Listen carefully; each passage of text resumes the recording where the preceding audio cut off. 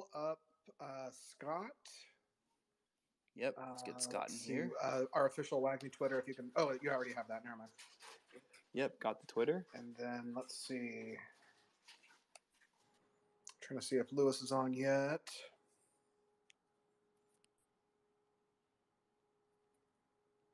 That might be it at the moment. Yeah, no worries. If you want to wait a few for Lewis to get in here as well. Yeah, for sure. Let's get this place packed out. No problem.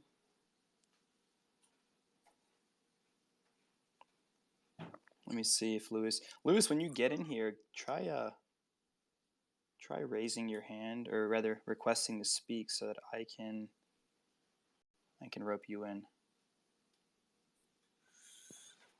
And then I'm sure Ian and Scott will be probably taking the lead here, but we'll bring as much of the team in as possible. I'll get everybody pinged right now. Perfect. Yeah. Well, give it a few minutes. I don't mind waiting.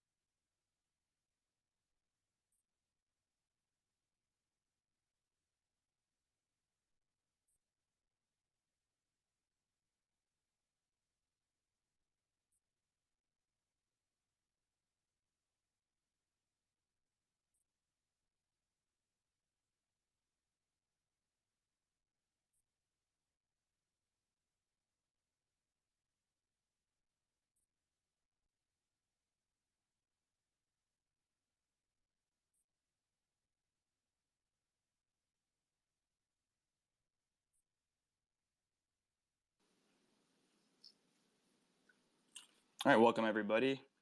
This gives our audience members time to trickle in as well.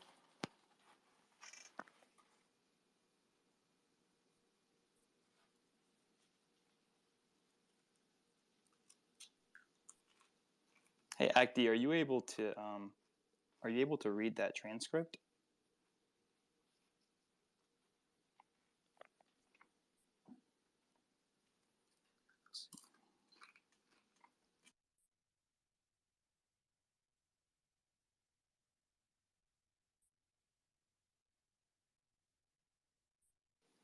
Audience members, welcome. We are just waiting for a couple more members of the WAGMI team to hop in here. I can read it. Yeah, I can read it.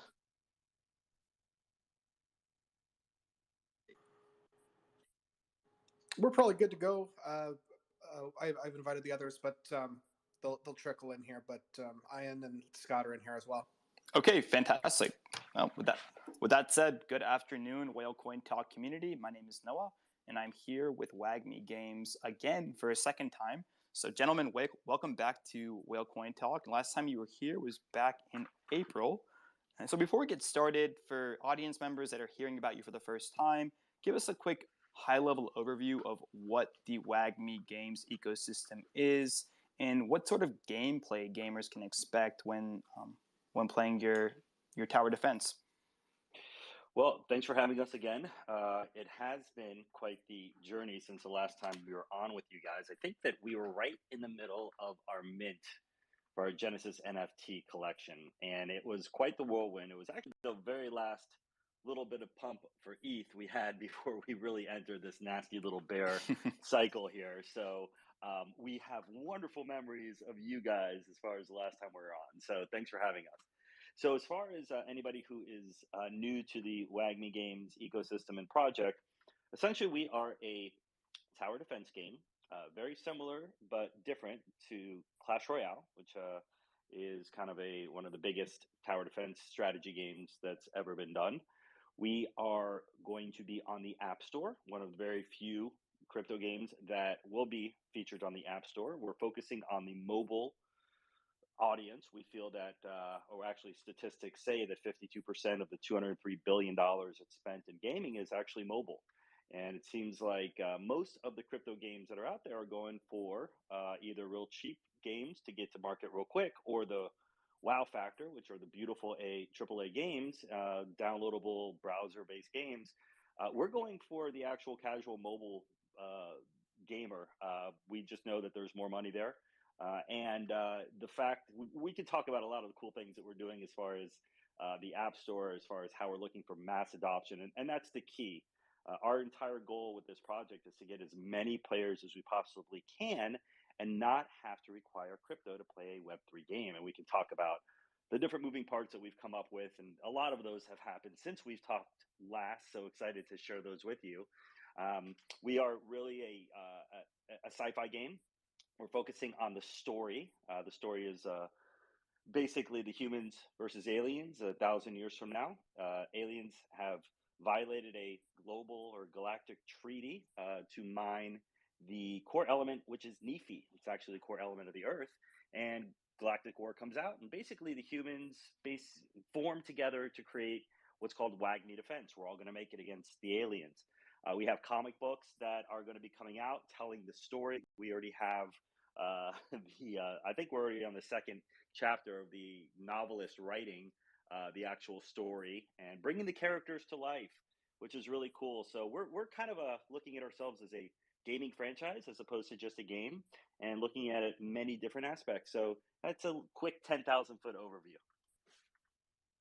Right on. And so ever since you guys left, there have been a lot of big updates.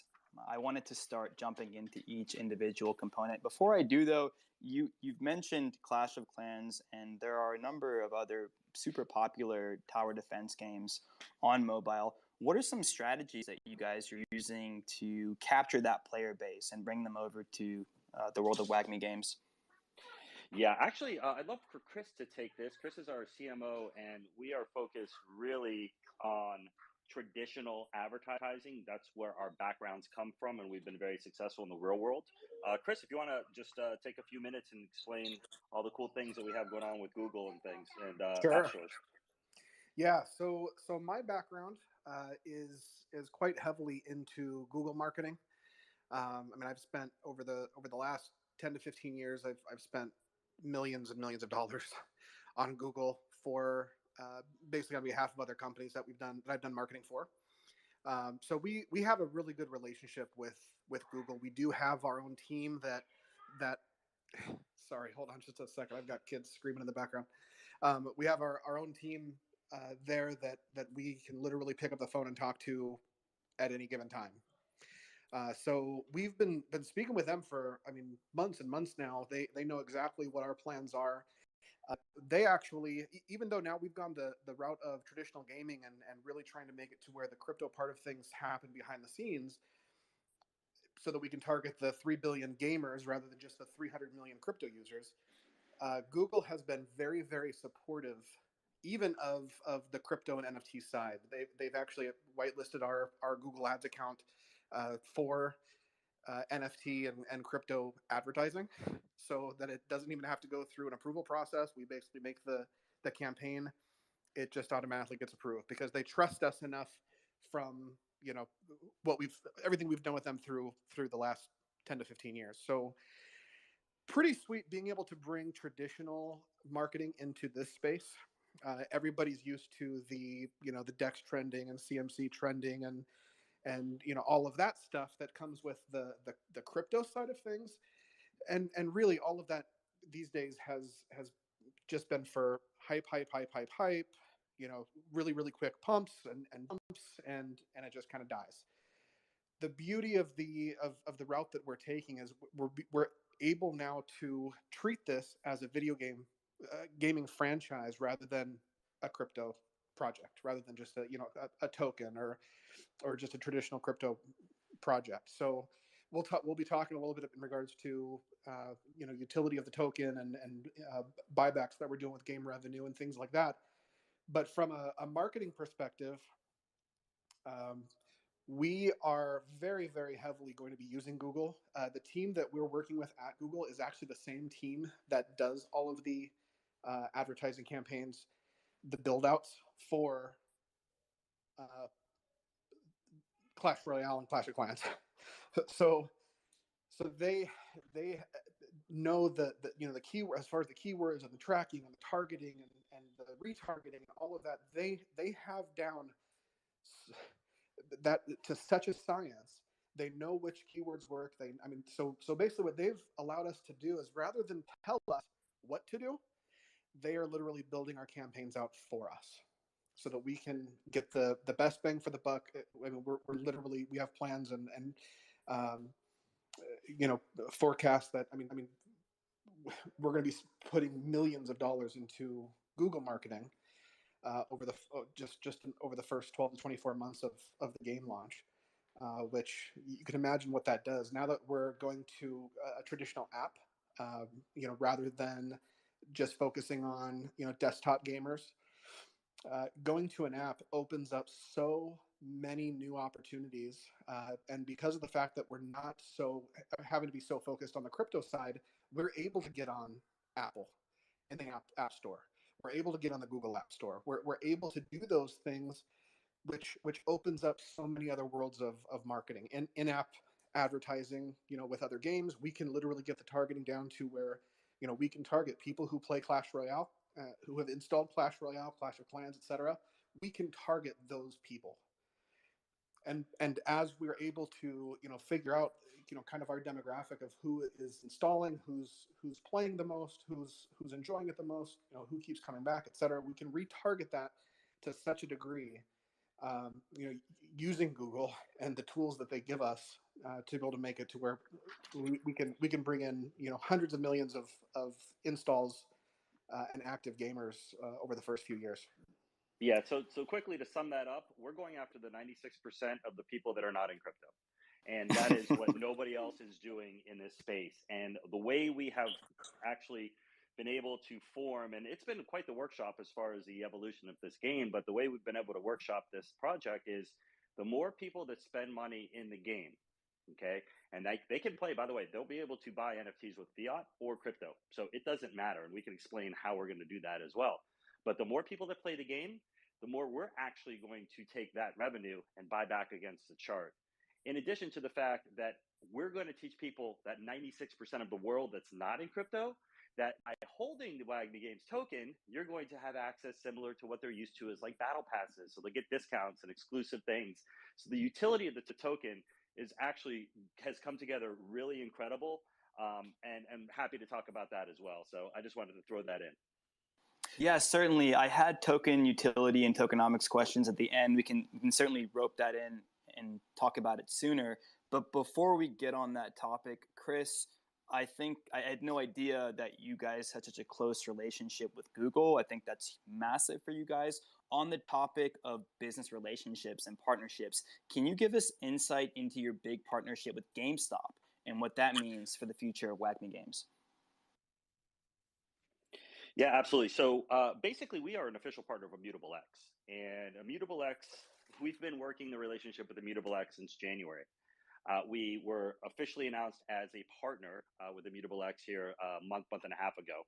And if anybody is not familiar with Immutable X, they are going to be the go-to, basically the platform on how to launch kind of games or NFTs without gas, right? So it's a layer 2 protocol, which allows people to do whatever they want without having to worry about the gas fees with Ethereum. And they've created this amazing infrastructure. And luckily, they have loved everything that we've done and said and been able to deliver. And we are an official partner. So they're building out, and that should be done here. It should be done actually real soon. I know that they launched part of it, but their game NFT marketplace on GameStop is built out by Immutable X. Therefore, because we have that partnership with Immutable X, essentially we're right in there with GameStop, right? So GameStop kind of looks as anybody who's partnered with Immutable X as the games that they want to push. So we've been tweeted by GameStop multiple times. We're kind of strategically waiting to leverage a lot of the stuff with GameStop. Is number one, when their NFT marketplace goes live with the gaming, and of course when our game goes live. So yeah, the relationship that we have with GameStop, Immutable X, and then if anybody's also familiar with Immutable X, it's a phone call away from Gods Unchained and Illuvium, and that's kind of the fraternity of games that we're in. So you're familiar with any of those bigger games, those are the fraternity of games that Immutable X has decided that we're worthy of being a partner with. Absolutely. And so, remind me, are you guys going to be exclusively utilizing GameStop's marketplace, or are you going to be creating your own as well? Oh, we definitely will be creating our own. We will be on the Mutable X marketplace. We'll be on Rarible, but at the same time, the fact that we have direct connections, we have actually a weekly call with the guys from Immutable and GameStop, and we're going to be doing some really cool stuff having to do with GameStop's power users. So they have over 6 million people that spend, I think, $12 or $9 a month that are looking for discounts and cool things with GameStop.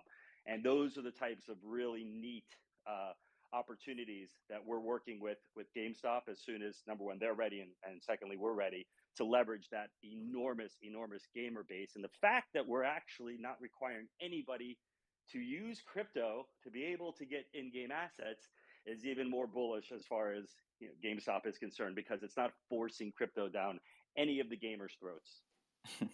So on that note, let's talk about you guys being the first game to accept fiat for NFTs. Tell us exactly how that works, what it means for mainstream adoption, and whether you think other P2E ecosystems are going to follow that suit.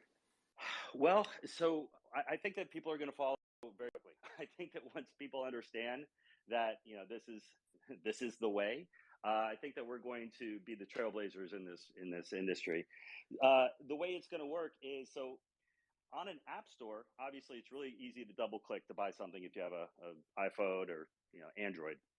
So we're going to leverage the payment system having to do with Apple and Google. So if somebody wants to come in and buy an $8 hero card, let's say it's a Commander Archon or General Leviathan or whatever it is. It could be a power card. If they don't have crypto, it's not a big deal because they can double click. And the way we're doing that is when somebody is ready to purchase anything in the game, which by the way, it's going to be free to play. They can play against the computer, get used to the game just as if it's a normal downloadable game app. They can be a guest, right? So we're not forcing them to log in. Once they decide, okay, this game is pretty cool, let me buy something, at that point we say, okay, you have to have an account, obviously. When they set up their account, we set up a custodial wallet that's attached to their account. So they actually have a crypto wallet, and they will, what we're calling it is a WAGMI wallet. So there'll be a WAGMI wallet attached to every single person who signs up into WAGMI Defense. So when they do purchase, and again, it doesn't matter if it's crypto, if it's fiat, because we're on Immutable X, there's no gas. We're able to airdrop that person to that wallet with no gas, that NFT, that in-game asset. Now they own it. The way we look at it is we want people to be playing the game. We want them to have fun. We want them to start leveling up their characters. And then we have an entire educational process, which is going to say, hey, listen, if you go to GameStop, go see how much your level 3 human emperor is. And they're like, whoa, I paid like $8 for it, and they're selling for 30 or 40 bucks. Well, great. Here's what you need to do. You already have a wallet, so we just got to fund it a little bit, and now you can put it up on the market just like it's eBay, only it's crypto. See, we're reverse engineering what people are or what actually we're all used to, is trying to figure out MetaMask and getting rugged on a few projects and things like that. We're trying to alleviate that for the mass gamers with this game. Yeah, and I always say these sorts of fiat gateways are going to be a major catalyst for mainstream adoption, whether it's P2E or NFT art or even just normal cryptocurrencies and DeFi. What do you think fiat to mass adoption? What do you think this fiat to mass adoption play will result in with respect to your chart and all the other game projects that have too much non-circulating supplies?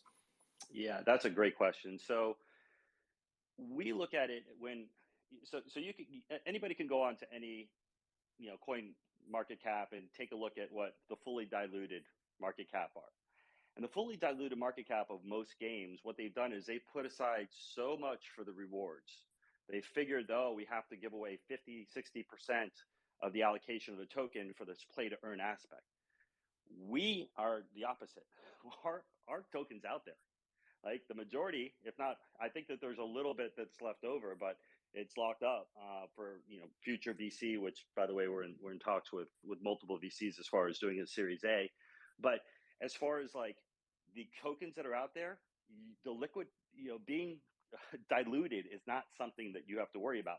So the way we've positioned it is, if we can get so many players playing the game via fiat, number one, we'll teach them that by getting into crypto, by buying some WAGMI token, it's the equivalent of like a battle pass, right?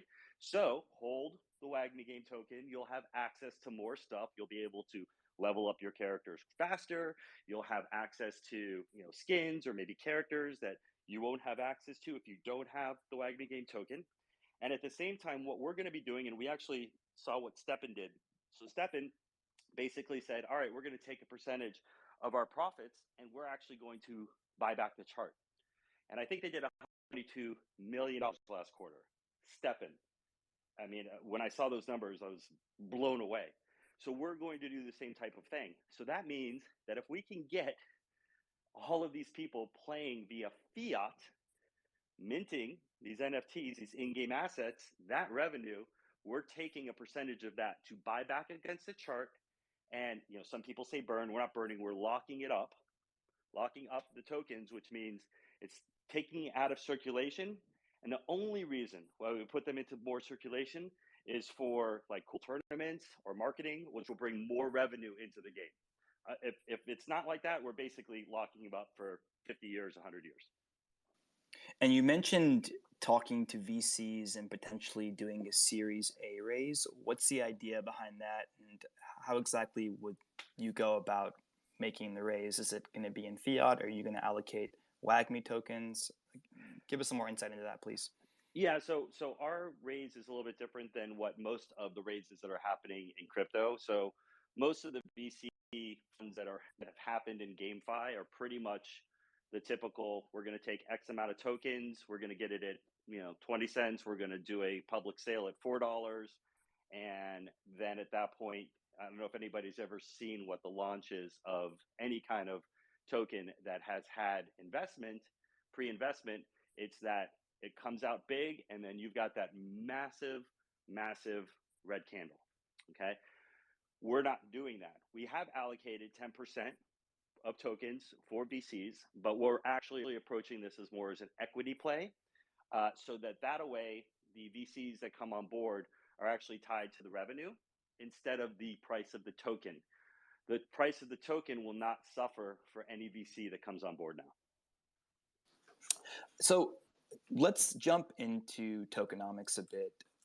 Have the WAGMI tokenomics changed at all? You mean since we've launched? Correct. Yeah, so we actually were originally on two different chains.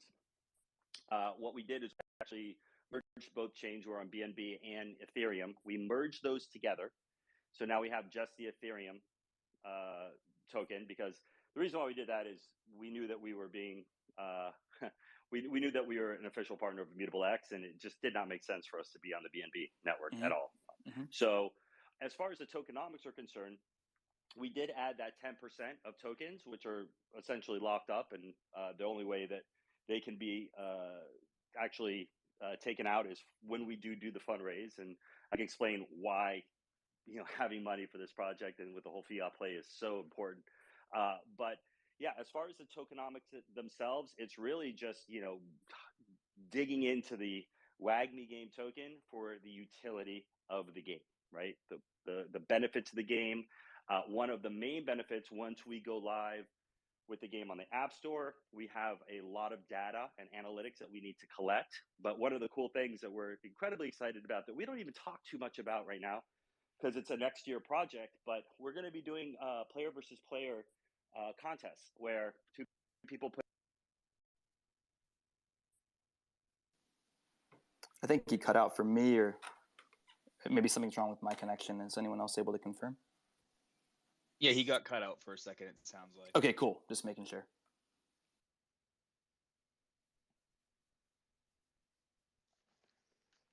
Give him a second. Yep. Yeah, no worries. Oh, there he is.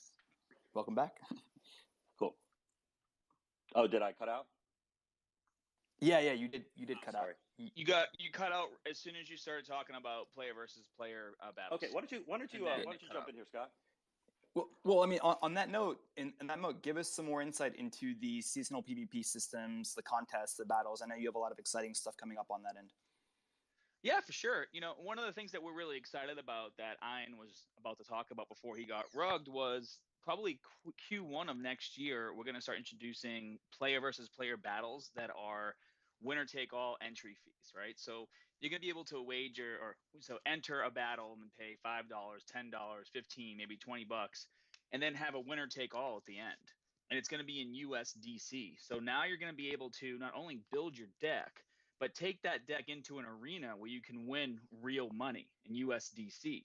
And what makes us so excited about this is, number one, no one's doing it, and it's going to be incredibly bullish for the community, especially gamers who, maybe there's a lot of gamers out there who just want to stream, but they know that starting out a streaming channel takes a lot of work, and it takes a lot of time before you can start to gain some traction.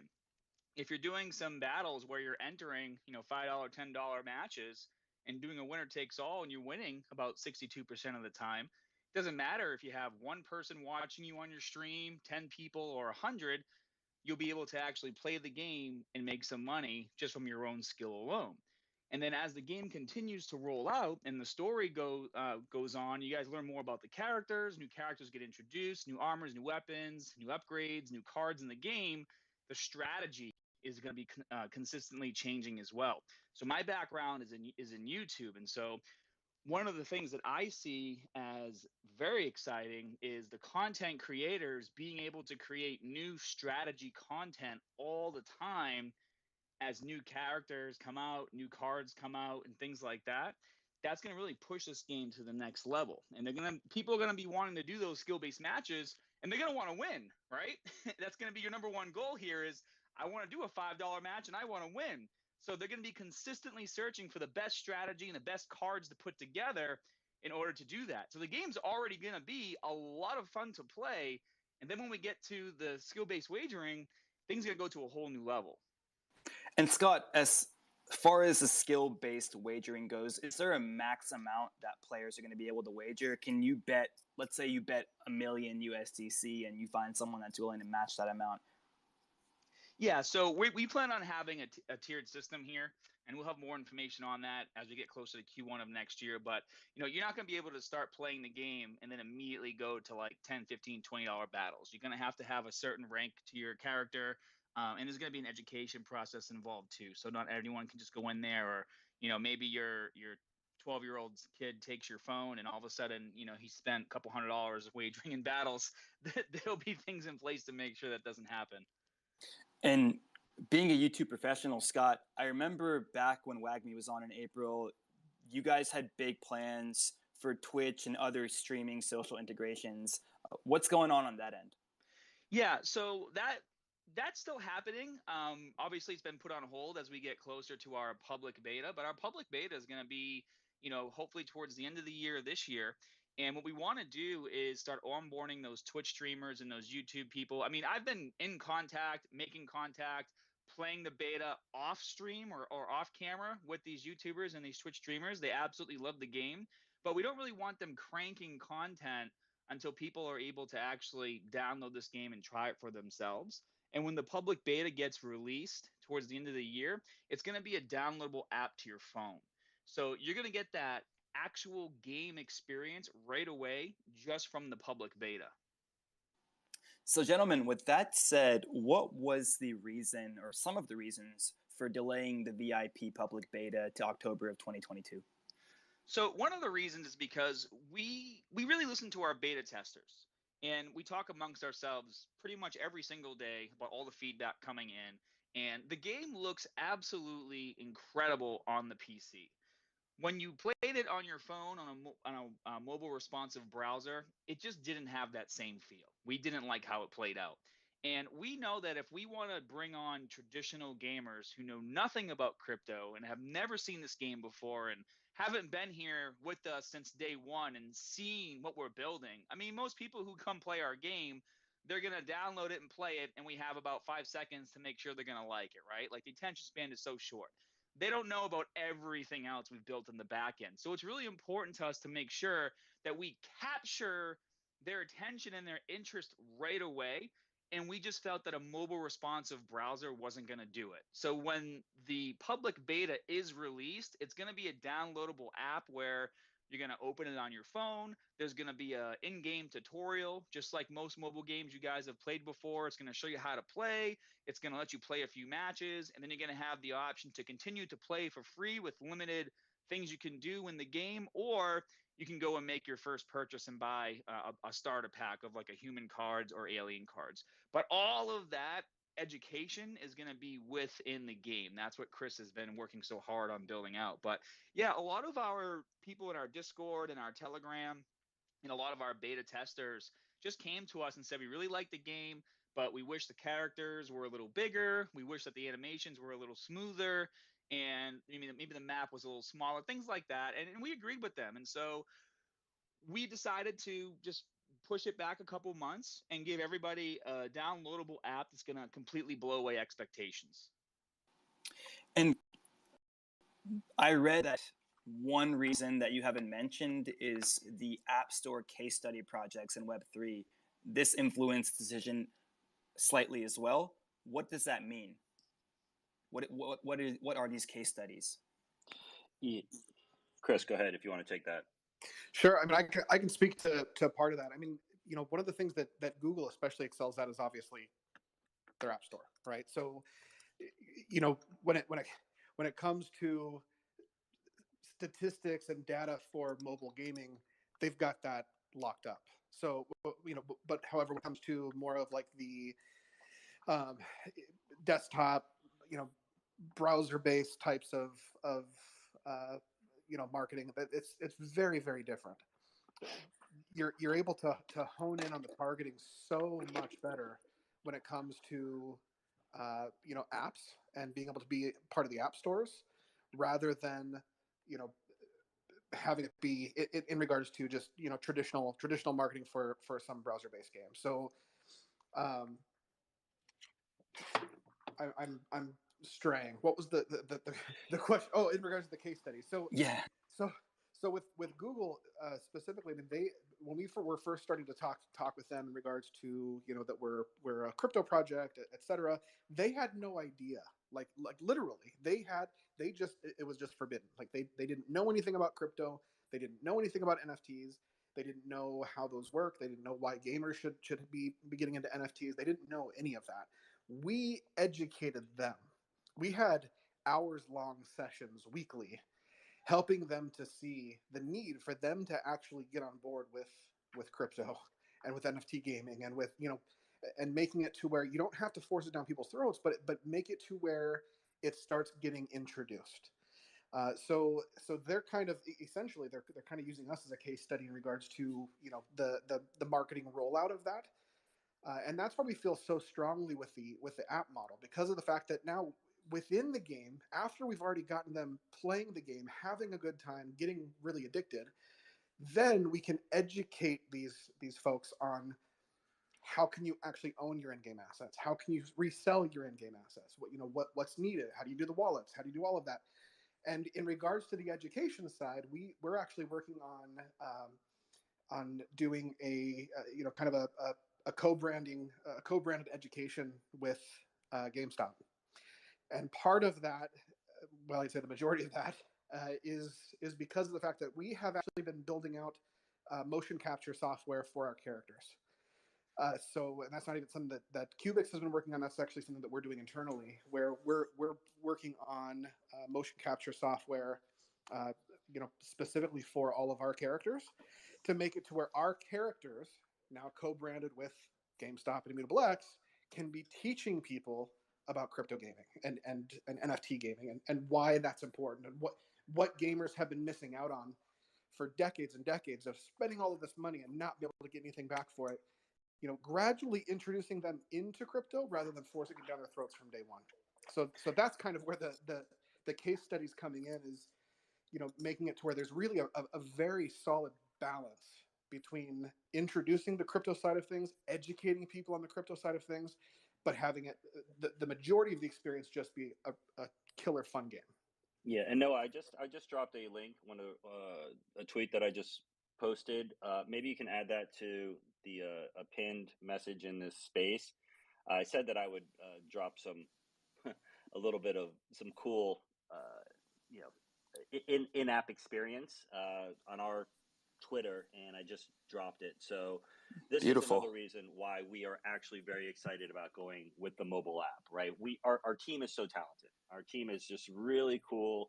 They come up with really creative ways, and by being able to be on an app rather than the browser, in addition to what Chris was saying, having to do with the cheaper form of advertising, we don't have to worry about focusing on, okay, how compressed can we get this game in order to load as quickly as possible? Because it's downloadable, it doesn't matter, right? I mean, it could be a 500 megabyte, it could be a 2 gigabyte download. As long as you have a decent phone, you're going to be able to play the game. So it's graphics like I just put on Twitter on our main WAGMI games post that it'll allow you to feel like, wow, this is a amazing game.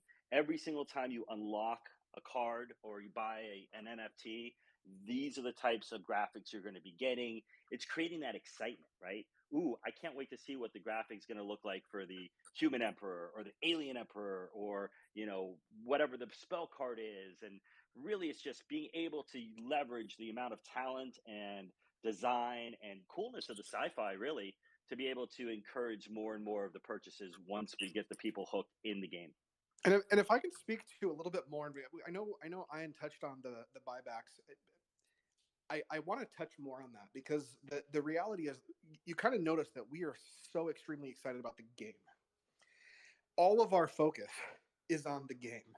So, that brought up a lot of questions from folks in regards to obviously utility, tons of utility in regards to the token that we've introduced.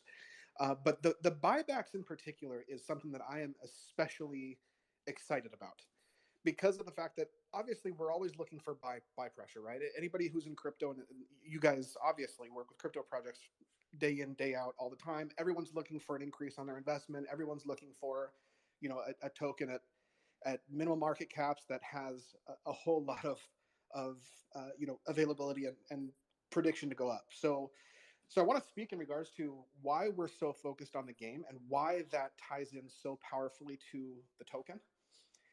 Because of the fact that we're able to now do, use traditional marketing for the game, and we're making it to where essentially the success of the game will immediately impact the success of the token. It's almost like in the stock world where, this isn't our utility, but it's almost like in the stock world where you're investing in the success of the product that companies are making, and you're investing in the success of that company as a whole. Crypto's not usually like that, right? You're investing in hype more than anything.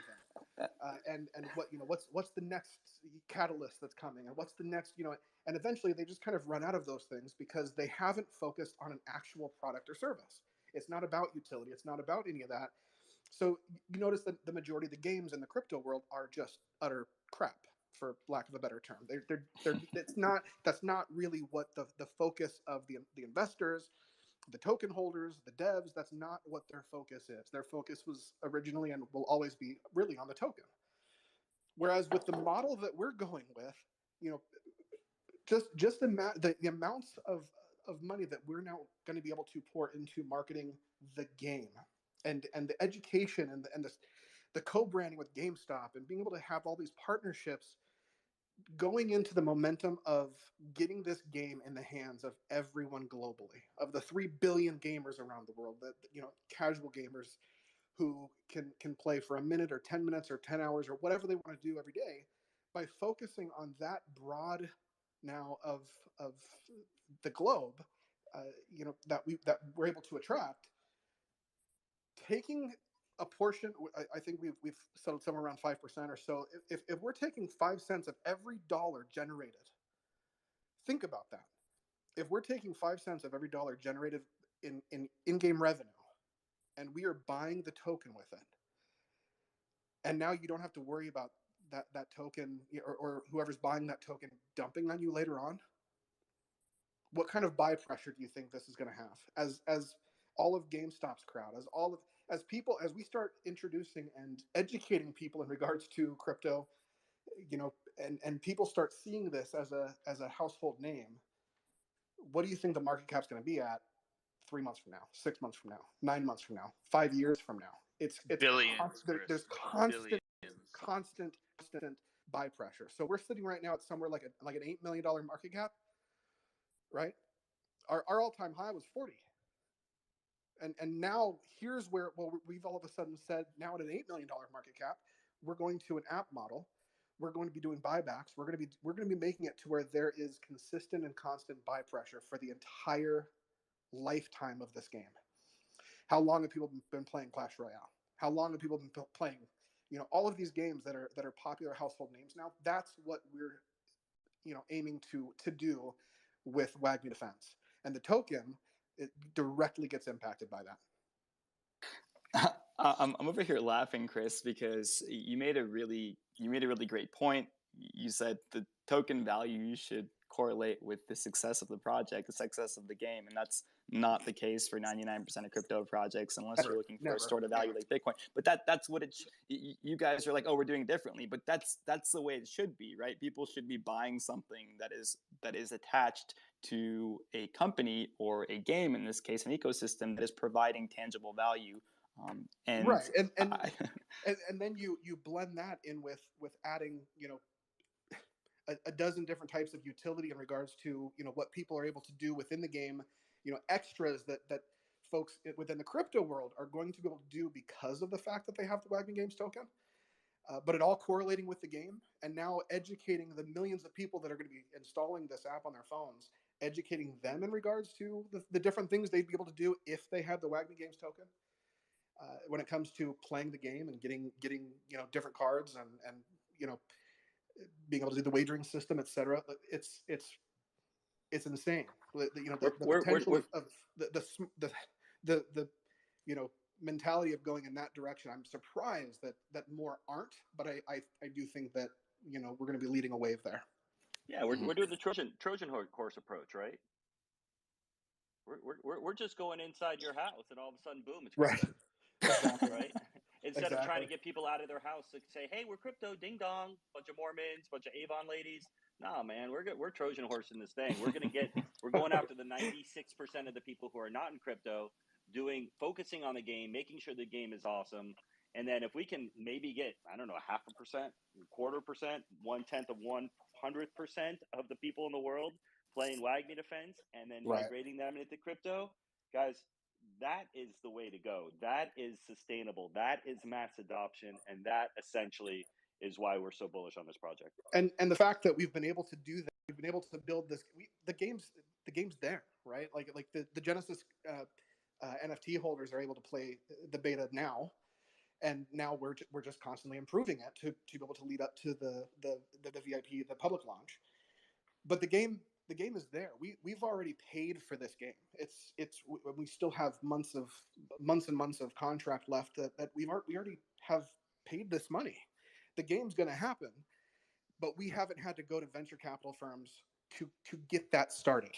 Whereas what so many are used to in this industry is they've had to go to go get venture capital from the very beginning, before even a contract is signed with a game developer, before anything is even in the works in regards to a game. Now, think about that. The game's going to be done. We're now going to go after venture capital who can't dump on you, right? Because it's not like they purchased up the token at an insanely low price and now you're getting in for them to dump on you. It's not going to be like that. So now, as they're coming in, we're able to use all of that money not on solely game development, but on marketing.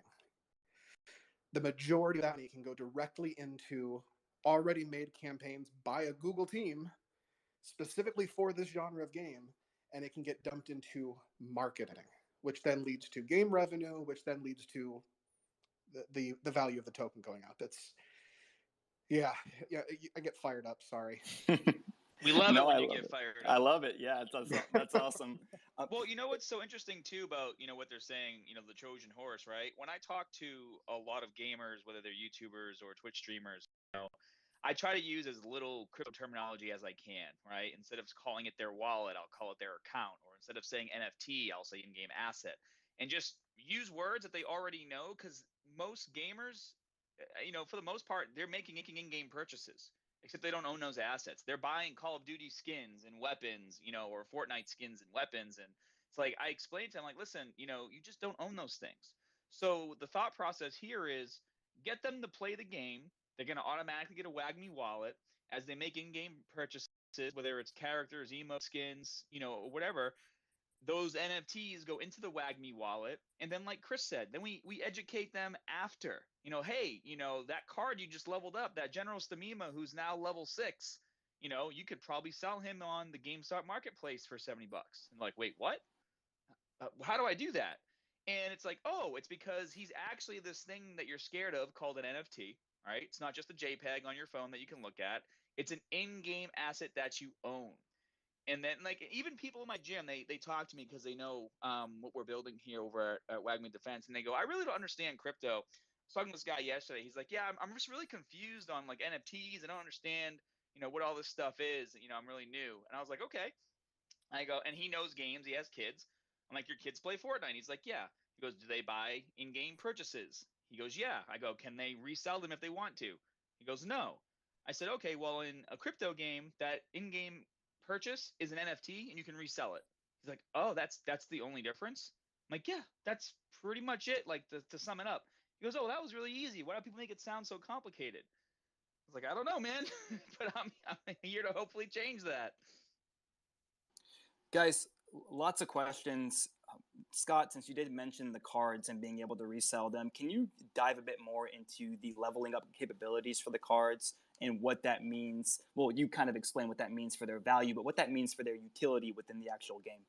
Yeah, of course. And so this is great, right? So if you're a gamer, obviously, when you're trying to build a strong deck, you want to level up your characters. And as you're playing through the game, the skill-based matches that you go into is going to be determined by how many wins you have and how high level your cards are, right? Like if you have a deck of all level 2 cards, you're not going to play against someone who has a max deck of level 10 cards. It's not going to work like that.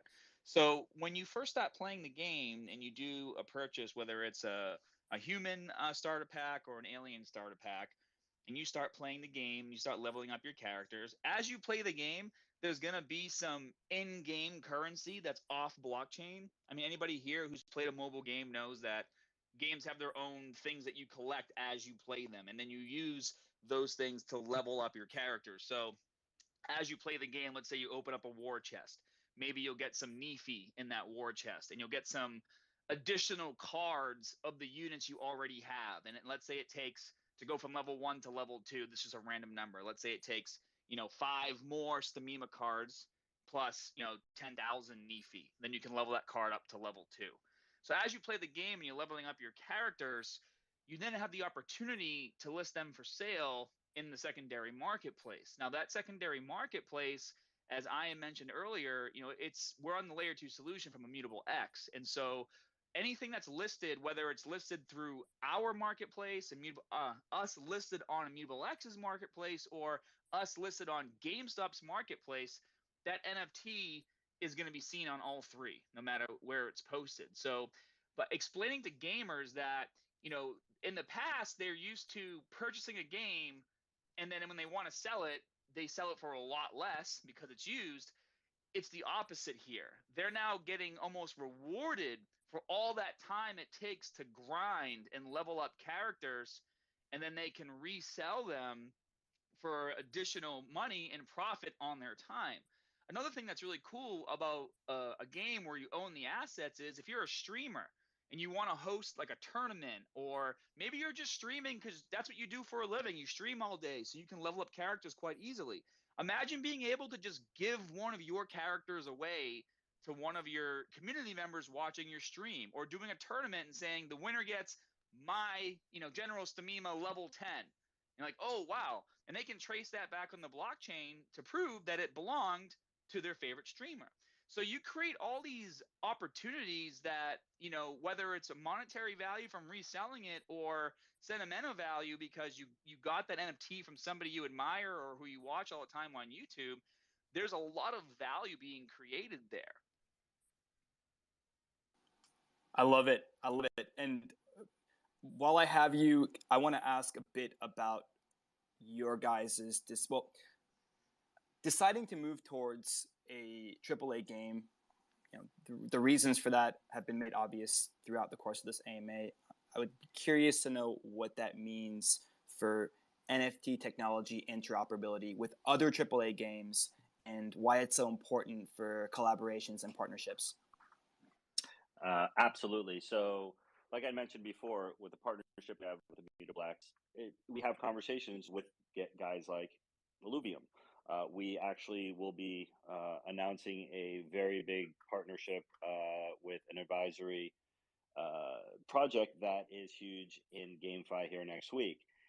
There are tons of opportunities that we have to really leverage our original characters, all completely owned IP from the brain of Luis Trujillo, who is our CGO, Chief Gaming Officer, and we're going to leverage these beautiful, characters that we have to be able to put them in other people's games.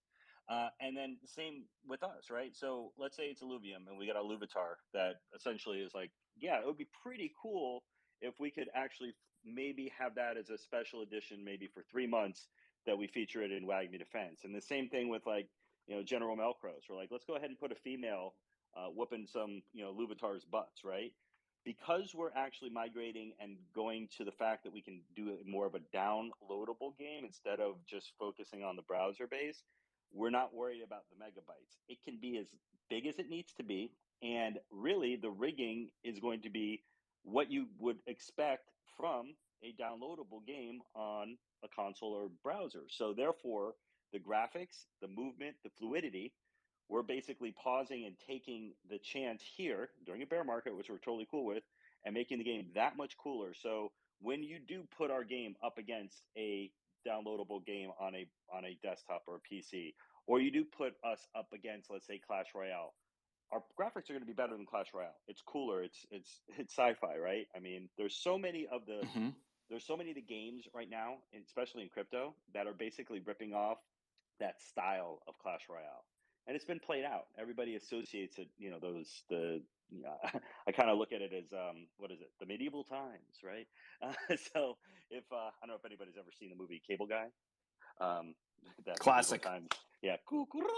Anyways, that being said, we're going after more of the fact that our characters can be interoperable games, other projects, and really one of the cool things that we're actually planning is having anybody who mints a character in WAGMI Defense for the next game that we have, which we're planning a MOBA type style game, they'll be able to take that character and play it into WAGMI, whatever the sequel is of this game as well. So those are the types of cool things that we're looking to do with the NFTs, the technology. Wait, so on the note of the sequel, is that MOBA or is MOBA something entirely different? MOBA is going to, Lewis can actually talk more about the next game that we're planning.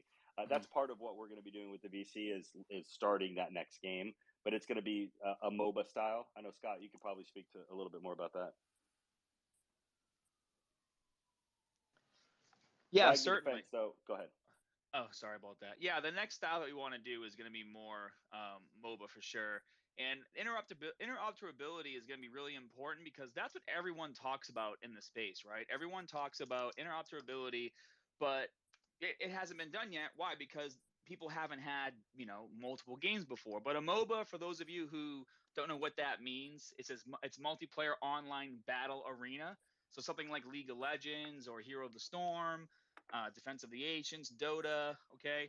And that game's going to take a little longer to build out. It's a little more involved than Tower Defense game. But that's why we did it that way. We wanted to get the lore of WAGMI Defense out there, get the story out there, get the first game out there, have it be incredibly fun. That way we can build out a lot more interesting things, maybe land sales, interoperability of characters, and things like that into a MOBA type game. And we're already going to have that player base ready to go from WAGMI Defense to the second game when that game comes out. Beautiful. I'm excited, guys. For time purposes, I want to get through all my questions, so I'm going to kind of go through. I know that you're implementing a free-to-play version and a PvE mode. So with respect to the former, why why did you decide to design this, and what does it mean for adoption of WAGMI? Ooh, can I take this? Yep, go ahead. Hopefully nobody cares. So here's the reality from a marketing standpoint. The harder you make it for people to be able to get into the game and actually actively start playing, the more expensive the marketing cost is. So, for example, let's just say, for example, it costs $1 to get somebody to install your game, where they're able to download it, get right in, start playing it, get addicted to it, etc. Then you pull them through a over the the course of now that funnel, having them already in there, being able to bring them gradually to being a paying customer. By doing it the other way around, where you're going from an ad, let's say a YouTube ad or something, just whatever that takes you to a page, explaining the game, explaining different details, etc. That all of a sudden now you're asking them to give you information, email, phone number, whatever. They're done. They're gone. Your cost has all of a sudden skyrocketed in terms of how much it takes to get somebody to your game, right? So with us, we don't really care. We know how to retarget. We know how to get people hooked on the game. It makes a heck of a lot more sense to be able to get that cost of going from the ad to the install to be as insanely low as possible, under $1, right? I mean, I'm talking, I want to get this thing down to 50 cents an install, 75 cents an install, et cetera, to where now you can get hundreds of thousands and millions of people playing this game, and now it's up to us to be able to get them through the funnel to actually doing in-game purchases. And that's you think of traditional apps, that's how it works, right? You start playing Candy Crush, you can play Candy Crush for free all day long, but for the casual gamer who's like, I don't want to wait 24 hours to get this, they spend the few bucks to do whatever it is that they need to do. And that's why mobile gaming is so incredibly from a revenue standpoint, is so much greater than we think of kind of the hardcore console gaming or desktop gaming. These companies who are putting all of their eggs into the basket of the AAA, MMORPG style. It's exciting. It's beautiful, but you're targeting a really specific crowd, right? There's a decent sized crowd, but you're targeting a very specific crowd. Whereas with this model, we can literally get the 3 billion casual gamers around the world to be able to get addicted on our game and be led to a revenue generating customer, right? And now all of a sudden you're looking at the retargeting side of things, and you're there's just, from a marketing standpoint, it just makes so much more sense to do it this way than it would to try to force somebody to have to pay right off the bat. You're going to lose. You're going to have one install to, or I'm sorry, 400 installs to one paying customer, whereas with this it might be 1 to 30. So 30 installs to one paying customer. So it just makes more sense from a marketing standpoint. Yeah, I couldn't agree more. It's a no-brainer. For the PvE mode, is that going to be free as well? And if so, will there be a play-to-earn version of the PvE mode?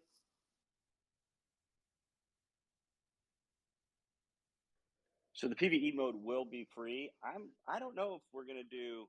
That's a great question. I don't know, Scott. Have we thought about that? As far as, is there going to be any kind of play and earn aspect if they're only playing the computer?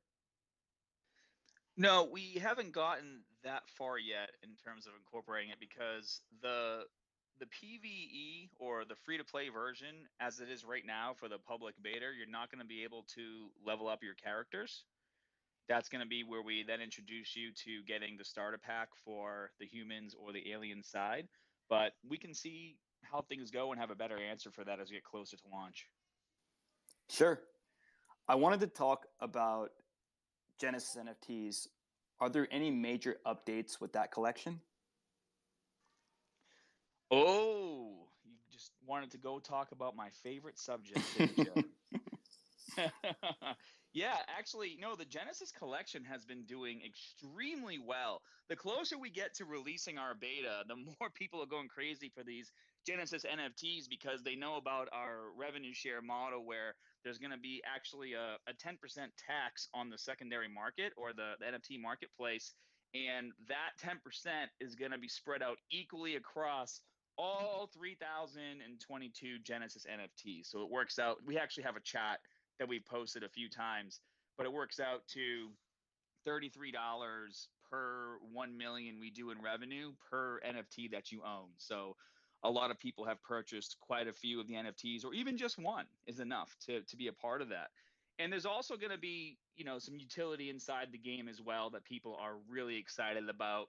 I've posted the link a few times. If you guys are listening, you can go to nft.wagmigame.io. That was actually our mint page.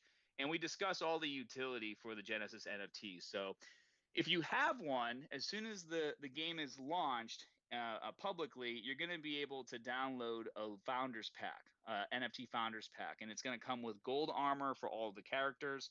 And it's also going to give you enough in-game currency to mint out all of the current assets in the game. So characters, emotes, and things like that. And then every single month, you're going to get a little bit of in-game currency to purchase some of the new assets that might come out that month as well. Because we have assets planned to come out for the game, from now until the end of the year and into next year, about 350 in-game assets for total. So a lot of exciting things coming. Also, if you hold our Genesis NFT, you're going to be able to participate in our first tournament. It's going to be for Genesis holders only, and it's going to have a $10,000 grand prize. Now, we plan on doing a lot here with tournaments and esports style things, right? But the first tournament is going to be Genesis holders only. Then I'm sure the majority of the tournaments will be open to public. But every so often, we will hold another Genesis NFT holders tournament only. So let's say 5-6 months from now, we do our second tournament for Genesis holders, and it's for a $50,000 grand prize. Well, there's only 3,022 tickets to enter because that's how many NFTs we have. So you'll actually have the ability to, one, enter that tournament, or two, if you decide you want to rent out the NFT that you have, or maybe you have three and you rent out two and you keep one. So that gets people really excited anytime there's exclusivity. And then there's also going to be a little bit of a discount in the marketplace if you hold the Genesis NFT, as well as future whitelist opportunities. So for example, we've talked about our comic book where we're almost done, putting the first one together. Of course, everyone's going to be able to know the story of WAGMI Defense, but if you want to own and mint the comic, you can get on a whitelist if you have one of our Genesis NFTs. So much to be excited about, and I'm a proud holder myself. Curious to know, Scott, what of all the things that you've just told us, what excites you most about the Genesis NFT? What gets you riled up? Oh man, the revenue share model. When I start to think about how much money is made in these games that are similar to ours, I mean, well, first of all, I'm obviously really excited about the game. Everything on here gets me excited, but the revenue share, that's what really gets people going. And that's why even our floor price continues to rise. I'm sure you keep track of it. There's about a handful of NFTs left that are under 1 ETH. I think maybe there's 12 or 13. Our floor price right now is 0.61. But, if you think about games like Clash Royale, which, we're very similar to, obviously, and other popular mobile games like Pokemon Go, Clash Royale has done about $3.5 billion in the last 6 years in in-game revenue. People spend money on these games. And when you think about the ability to have asset ownership, and you think about all the mini games and things that you can include, special characters, special edition of characters, there's no reason why, as a gaming franchise, we wouldn't create events for you guys week to week where you can get a special edition Human Emperor that you could only get, if you were in the season 1 battle pass of WAGMI Defense, right? And then imagine 4 or 5 months from now, you decide to sell that because he's rare and the game is extremely popular. And now that you own that asset and you can sell it for a lot more. And a percentage of that goes towards that pool. So when you start to think about the collectability of NFTs and integrating that with a popular mobile game and how much mobile games are already making without that collectability, sky's the limit. It's just so exciting. Well, the revenue share model sounds very exciting to me. I would love to know more about when that's going to be implemented and whether we have to stake our NFTs for that to happen, or if it's something that is paid automatically to our wallets via something like reflections. Yeah, I think what we're looking to do is we're working with Immutable X to see how we can leverage the layer 2 so that we can essentially just airdrop wallets. Because Got if it. there's no gas fees, then it's easy. So that is what we're looking to do. We haven't solidified it yet. We're obviously focused on the migrating the NFT marketplace in-game stuff, and as far as distributions of the 10% tax that we're putting for all of the in-game NFT purchases to the Genesis NFT holders, we're still probably a good solid 3 or 4 months, 5 months before those distributions mean anything. So our goal is to see what we can do to leverage the L2 solution, and we know, I mean, just by having conversations with the head devs over at Immutable X, like their roadmap is pretty substantial and pretty aggressive as to what they want to accomplish. And part of that is transactions on L2 that don't necessarily require NFTs. So we're working through that. Mm-hmm. How much longer will the beta testing go for? So as far as our next goal is to have this thing downloadable for our open beta, which will be probably about 10,000 players by the end of October. And then probably a couple months after that to actually have it on the app stores themselves. Our goal is the end of the year so that it's actually on the app stores ready to go. And any Genesis NFT holder is able to participate in the beta? Oh, currently, yeah. Yeah, if you have a Genesis NFT, you can jump in and sign up for an actual account. It's browser based right now, but yeah, you can start playing the game. That's how we were able to number one, know that the game is progressing, and B, number two, know that okay, if on mobile it needs a little bit of help and some work, and then by making that decision to go all in on the mobile app store and seeing that it's not something that's a far-fetched idea, it's something that's incredibly attainable. We're all in on mobile apps, and we basically were like, okay, at that point we're focusing all of our development on the mobile app. We will have it as soon as we can, where we'll do the actual full-blown build on a browser, so you'll still be able to play it on the browser, but we're focusing on making sure that all of the interoperability amongst the navigation and your screens, everything is focused so that it's an in-app experience and there's no like website navigation. We will still have the marketplace. You still will be able to purchase things on the website and on a browser as far as the NFTs are concerned, and that'll sync automatically with your account to your wallet. And I know that we had mentioned that we're going to set up a WAGMI wallet, that custodial wallet, with every single person that does sign up to play the game. You can choose what wallet you want to go with. You're not forced with the WAGMI wallet. We're just doing that because we're going to basically give anybody who is purchasing fiat or just not familiar with crypto, we're going to be giving them their in-game assets that they can own and they can do something with in the future. So if you've got MetaMask, if you've got, I think the wallets that we are integrating are MetaMask, GameStop, and Beta Wallet, and Trust Wallet. Those are the three that we're integrating in addition to the WAGMI wallet. And for what it's worth, my 2 cents, I think the vision for an all-in-one in-app experience is the way to go. I love that you guys kind of took a step back and decided, hey, this is the best way for us. This is the best direction for us to go in. So give us some more insight into the new timeline for the public beta. Yeah, so right now we're in the middle of August. We've had to retool. Cubix is our game dev. We actually are paying them more money. We've got more people on the team. They did have to retool, so it took more resources away from something to get more on the mobile process. So now we're finally into those. If anybody knows what development is, scrums and sprints, and we're finally into the dev stuff. But you can see that the design is still going strong. But our goal is to have the in-game currency ready to go. So, for example, people can buy what's called the Dalium. It's equivalent to the gems in Clash Royale, so that they can level up their characters faster.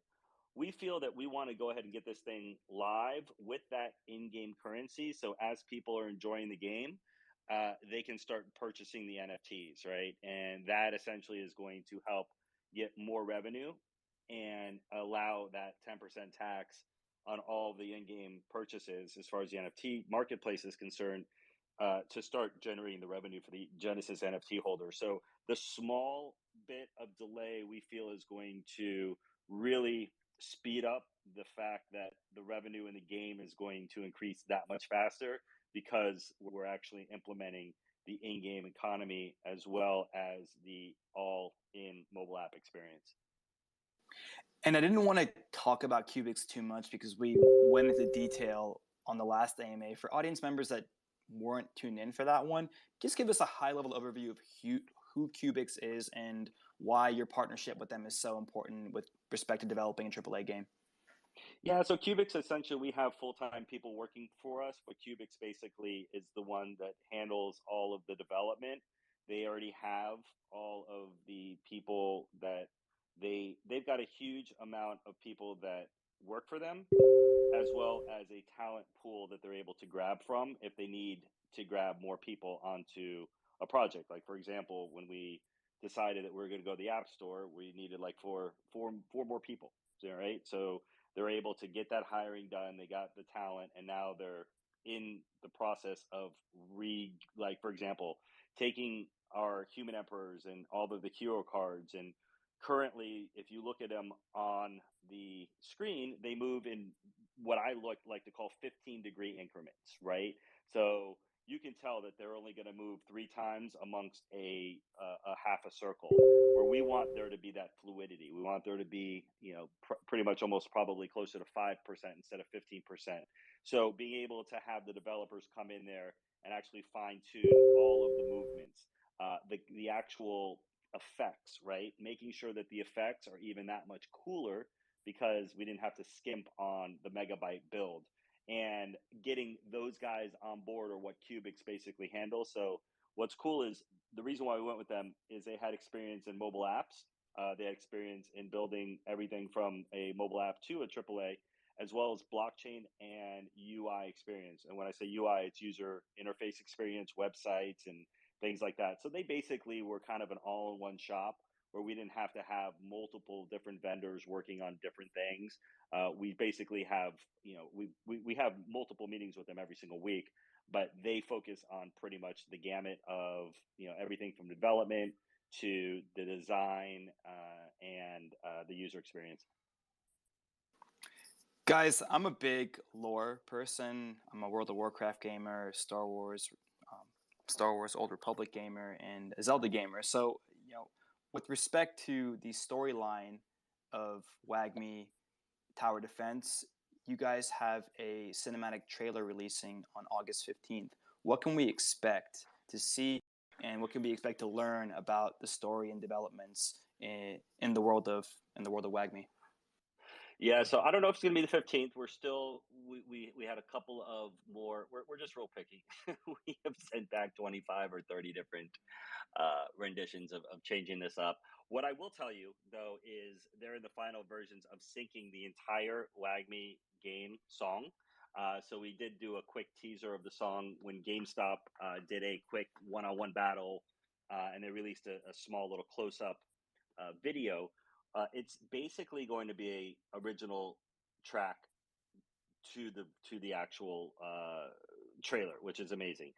It feels more like Star Wars than anything. It's got that kind of feel, and it's really just the very first battle. I mean, that's what it is. You're gonna know that, all of the characters you're gonna play within WAGMI Defense. You're gonna see the aliens. You're gonna see the humans. They basically battle it out.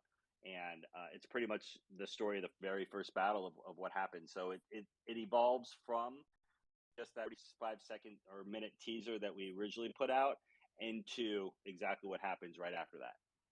And you have an original song that's produced. Will this production company or this musician, whoever they are, be producing more WAGMI songs or more WAGMI music for the game? Very possible. I mean, we have a lot of ideas as far as how to integrate music and art into the game. What we don't talk about too much is the governance of the token. We feel that we want to go ahead and give the community and people who own WAGMI a voice in voting. And one of the things that is near and dear to my heart is music.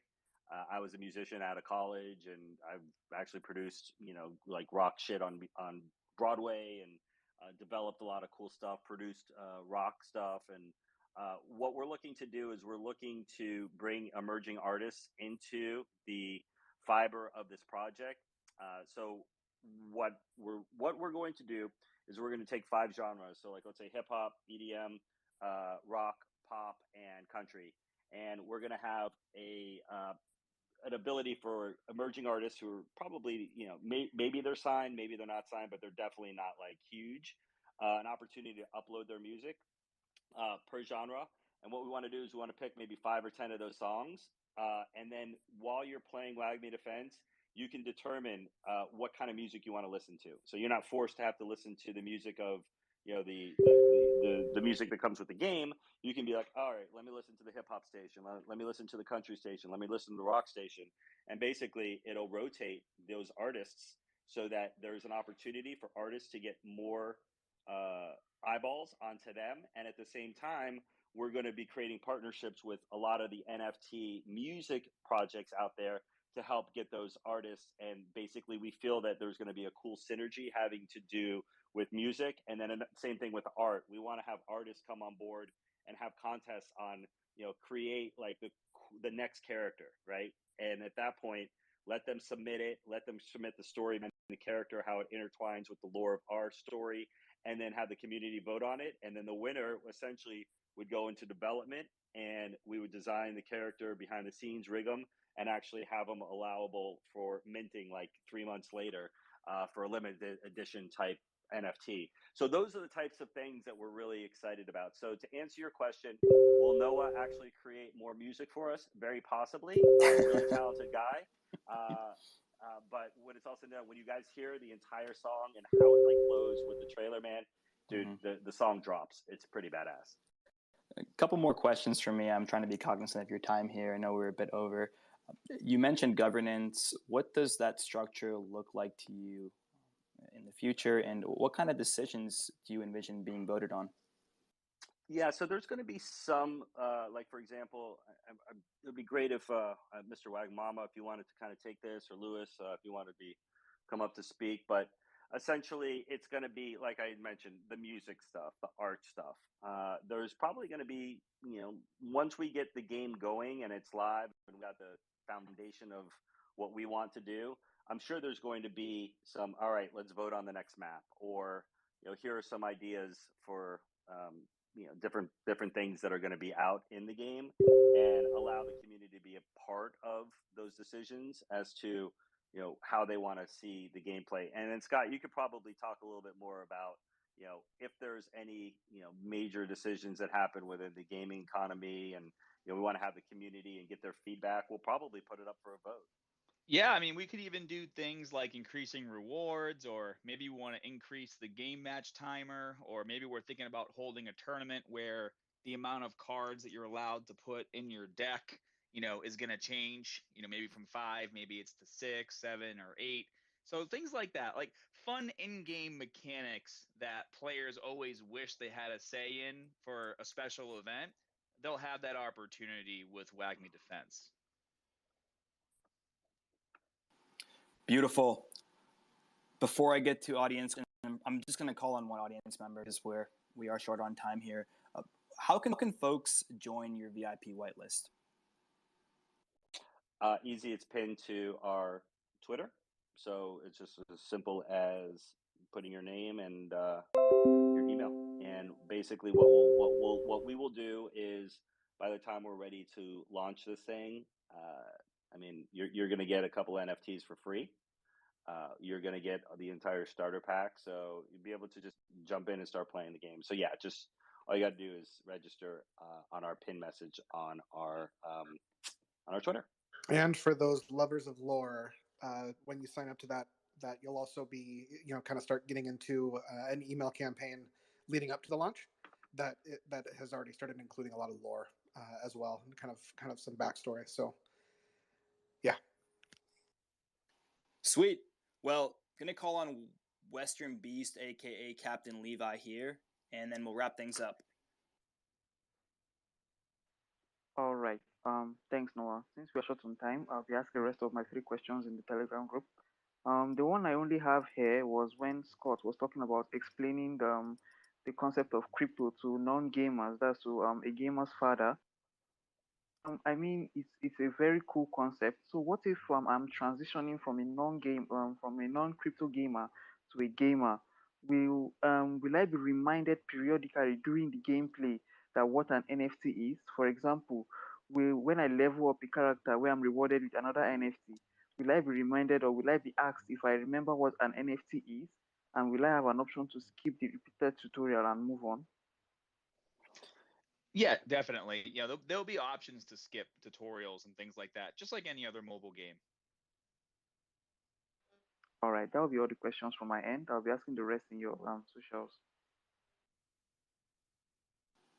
Great. Well, gentlemen, I want to thank you so much for being with us today. Before I wrap things up, is there anything that I haven't asked about the WAGMI ecosystem that you guys want to share with our community?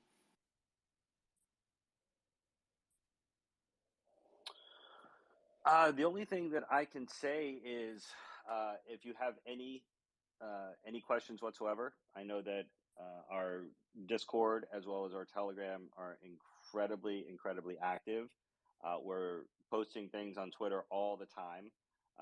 Do we do our best to respond to DMs on Twitter, as long as it's not stupid shill stuff?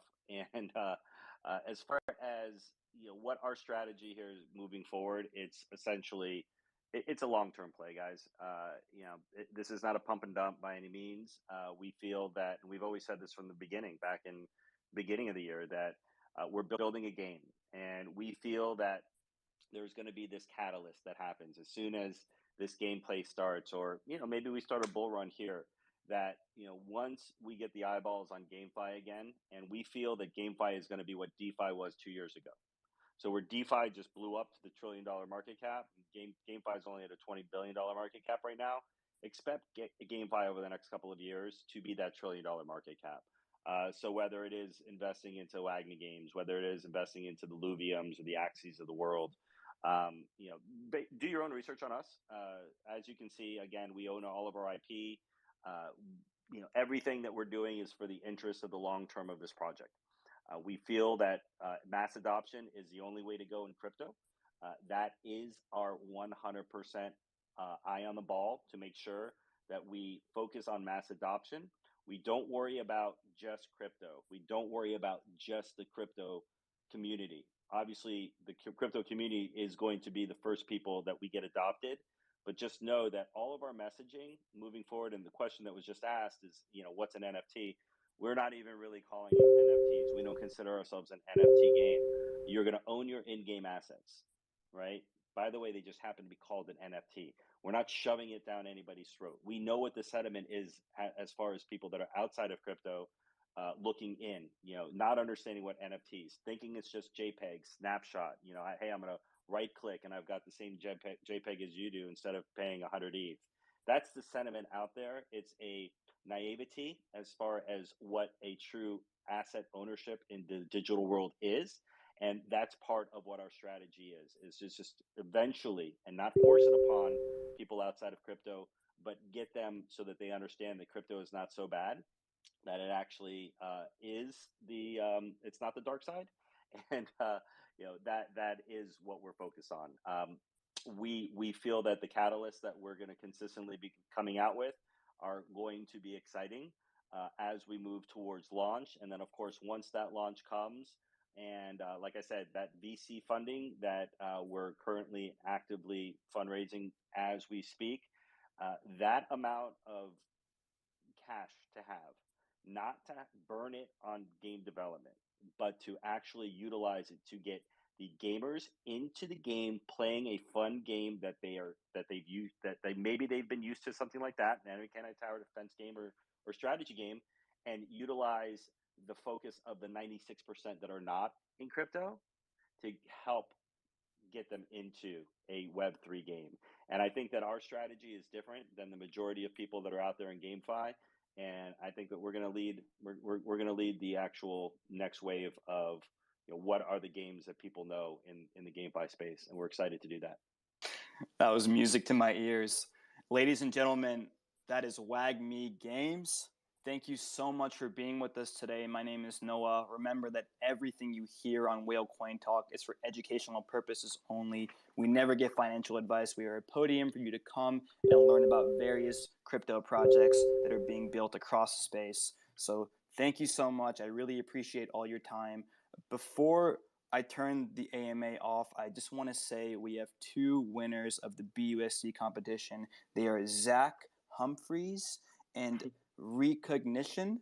If you guys just DM me your wallet addresses, we'll send that over to you. Remember that we do a giveaway for every Twitter space, so always tune in.